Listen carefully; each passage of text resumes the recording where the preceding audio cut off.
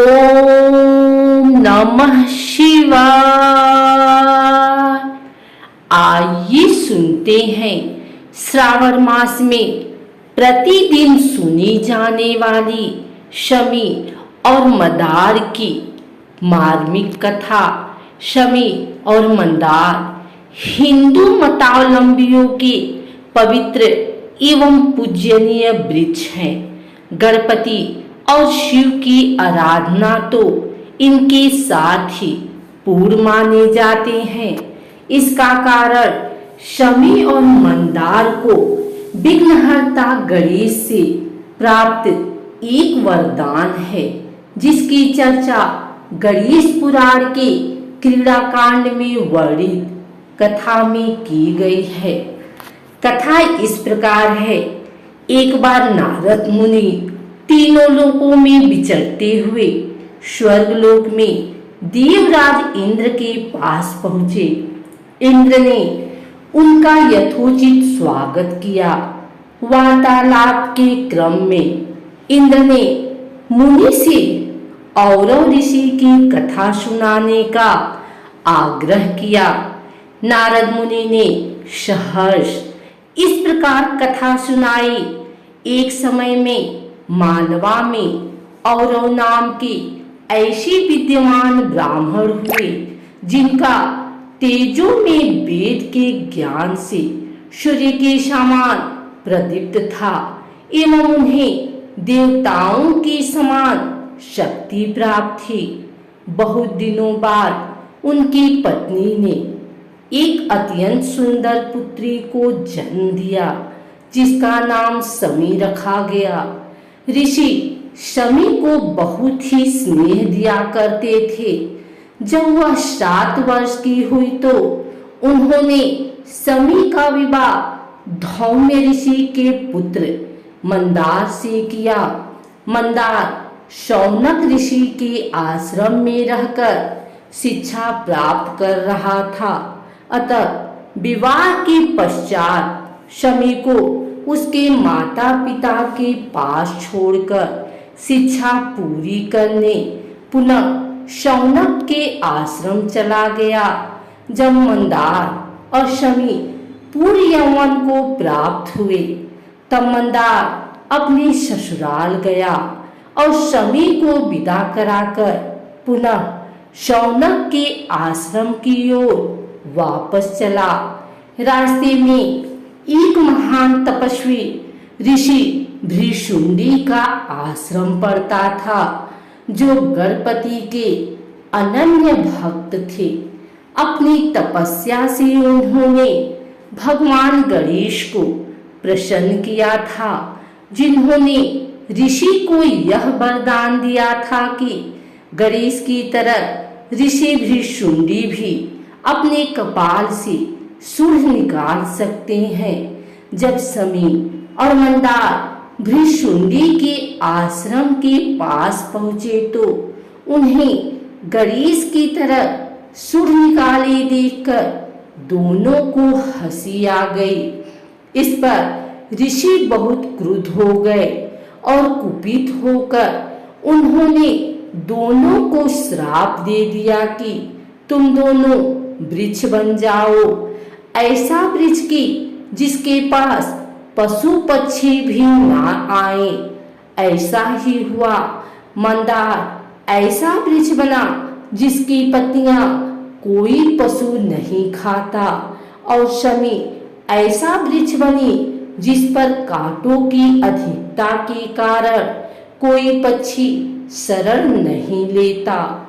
कई दिनों पश्चात भी जब शमी और मंदार ऋषि शौनक के आश्रम नहीं पहुंचे, तब ऋषि उनकी खोज में निकले।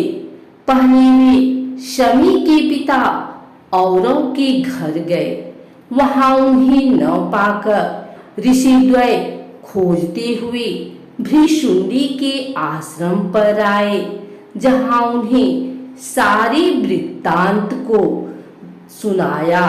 उन्होंने भृशुंडी ऋषि से दोनों को श्राप मुक्त करने का अनुरोध किया, किंतु भृशुंडी ने इसमें अपनी असमर्थता व्यक्त की।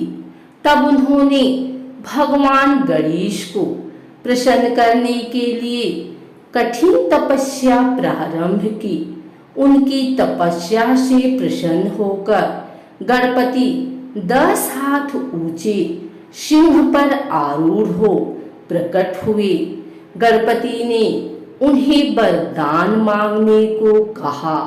उन्होंने शमी और मंदार को शाप मुक्त कर पुनः पूर्वावस्था में लाने का वरदान मांगा, किंतु गणेश अपने प्रिय भक्त भृशुंडी की अवहेलना नहीं करना चाहते थे, अतः यह वरदान देने से मना कर दिए। परंतु बदले में यह वरदान दिया कि एक दोनों वृक्ष तीनों लोकों में पूजनीय होंगे और शिव तथा स्वयं उनकी पूजा बिना इनकी उपस्थिति में पूर्ण नहीं माने जाएंगे।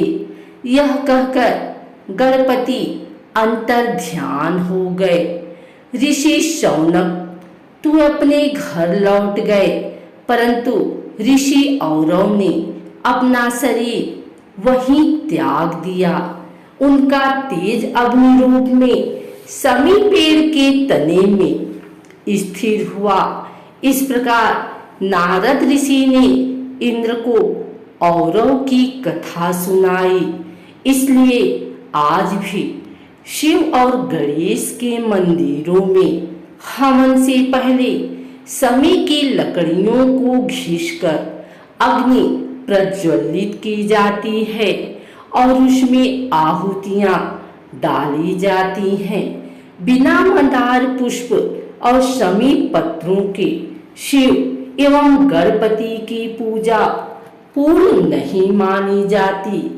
शमी वृक्ष का प्रसंग महाभारत में भी आता है।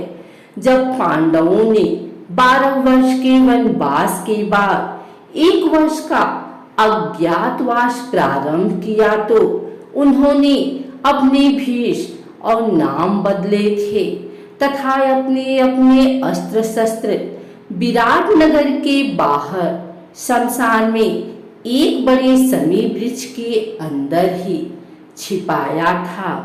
त्रेता काल में भी शमी वृक्ष का एक प्रसंग है। ऋषि के शिष्य उनसे किसी बात पर नाराज हुए और आश्रम छोड़कर जाने की इच्छा प्रकट की। गुरु ने शिष्य से गुरु दक्षिणा में 14 कोटि स्वर्ण मुद्राएं मांगी।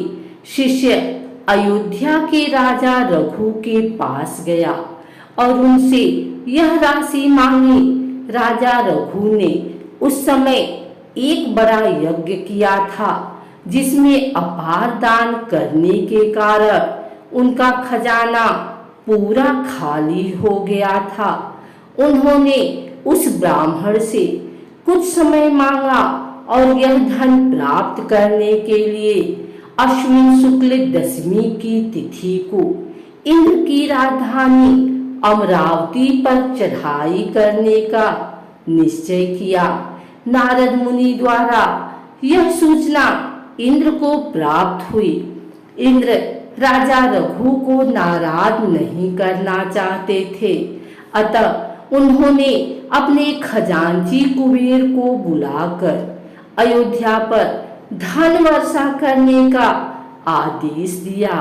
नियत तिथि से पहले की रात को कुबेर ने ऐसा ही किया। धन वर्षा एक बड़े शमी वृक्ष के ऊपर हुई। जब राजा रघु ने यह जाना तो ब्राह्मण को सारा धन लेने के लिए बुलाया, परंतु उसने अपनी आवश्यकता अनुसार 14 कोटि स्वर्ण मुद्राएं ही ली और गुरु दक्षिणा चुकाई। दान के उद्देश्य से प्राप्त धन की बची अपार राशि रघु ने स्वयं रखना अपने आत्मसम्मान के विपरीत माना और यह घोषणा की कि जिसे भी आवश्यकता हो यह ले जाए। वह शुभ तिथि दशहरा थी। इसी परंपरा को रखते हुए रामचंद्र ने भी इसी तिथि को शमी की पूजा कर लंका पर आक्रमण के लिए चुना। आज भी किसी विशेष कार्य पर निकलने से पहले लोग विशेषकर रात को शमी की पूजा या शीश नवाते हैं।